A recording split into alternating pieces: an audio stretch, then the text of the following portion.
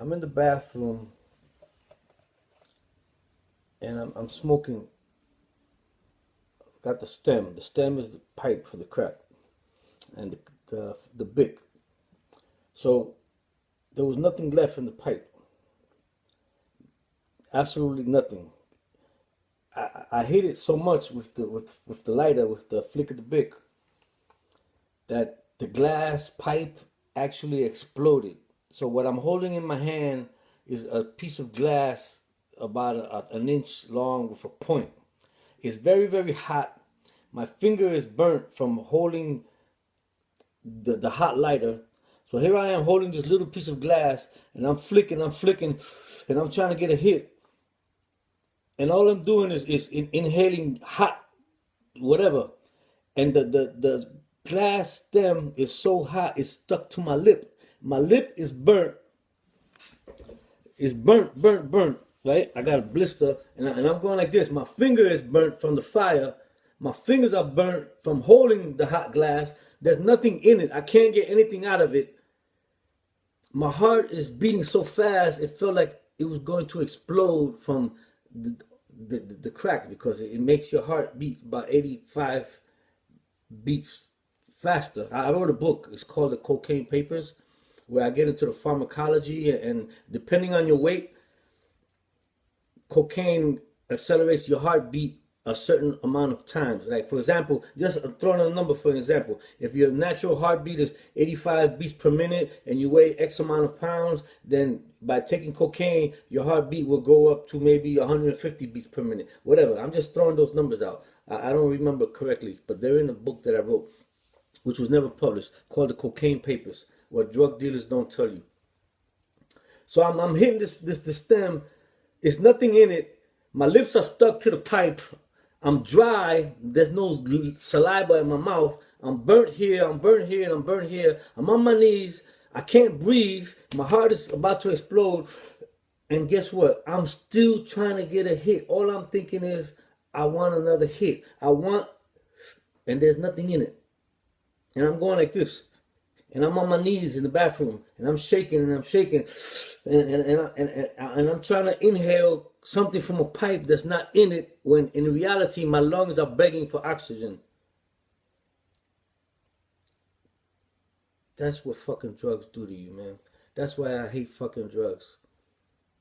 And then the time that I stole, what was it? My mother's a TV or something. So then she says, what did you do with it? I said, I sold it for drugs. So she says, how much? I said, $40. She gives me $40 to go buy it back from the drug dealer.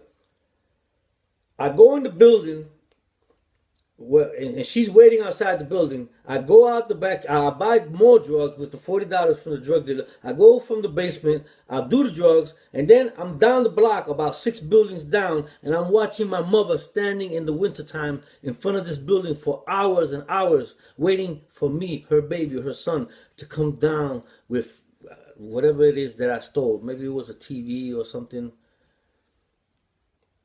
And what that did to me inside, it ate me up.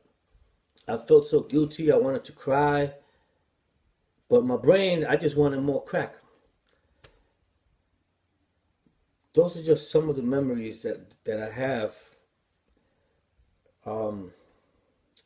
Not to count the times I've been shot at, chased with a knife, had people point guns in my face, shotguns at me. I remember one time I was shooting up in the rooftop, and the guy, his name was Julio. He comes up, he put on his sunglasses like he was Shaft. He pumped a shotgun. He has, I fucking told you, don't do this here. My mother lives here. And he has a double barrel sort of shotgun pointed at me. I'm laughing now, but so I got the needle in my hand, and I'm booting. That's booting is when you make the blood go up and down, so you could. So I got the nerve to tell this guy, hold it. I'm almost finished. Let me finish.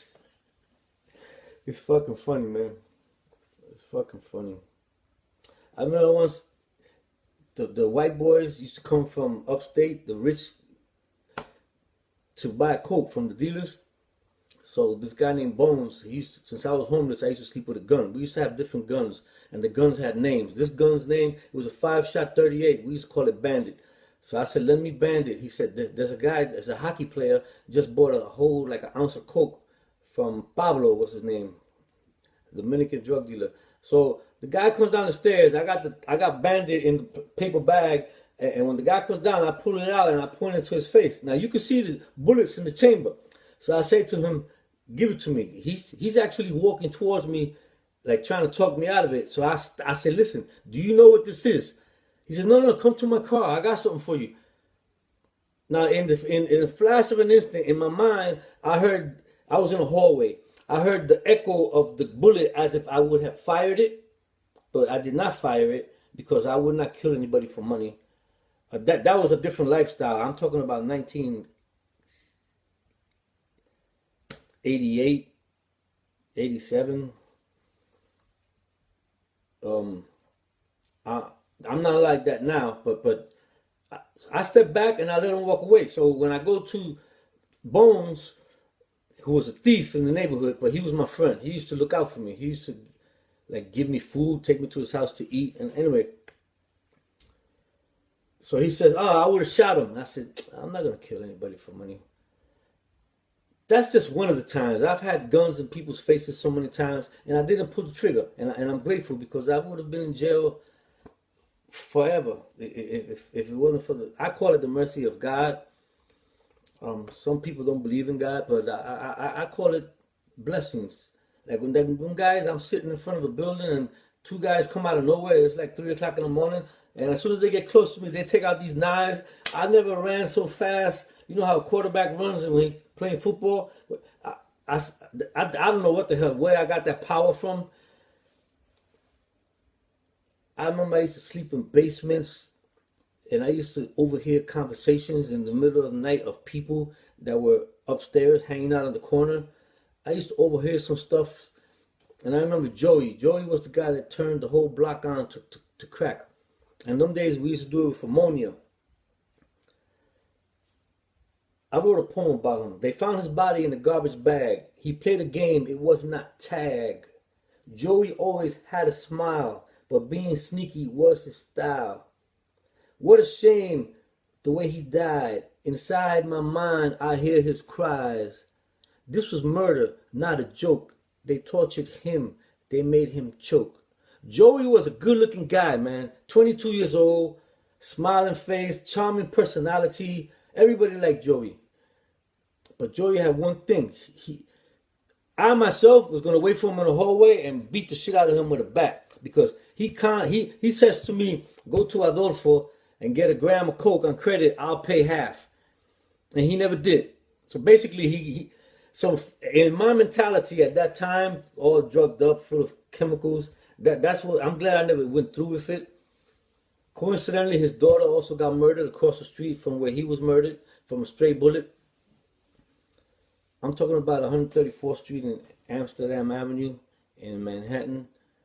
And I'm a survivor from that, man. They used to call me Sammy Sam from Amsterdam.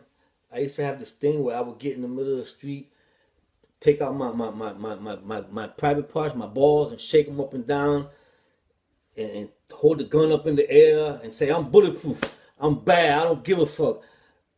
I mean, I was twisted, man. That's what drugs do to you. And here I am, 58 years old, I'm in good health. I have a 7-foot cubic freezer full of food. I live in a private house. I have a lot of nice clothes. I have electronic gadgets. I have a very good job. I make good money. I'm a grandfather, and I've been sober since September 28th, 1988 at 8:30 p.m. I did it on my own. I'm not doing life in prison. So anyway, I'm just talking about that. I don't know. I'm making a YouTube channel. Just a thought I had.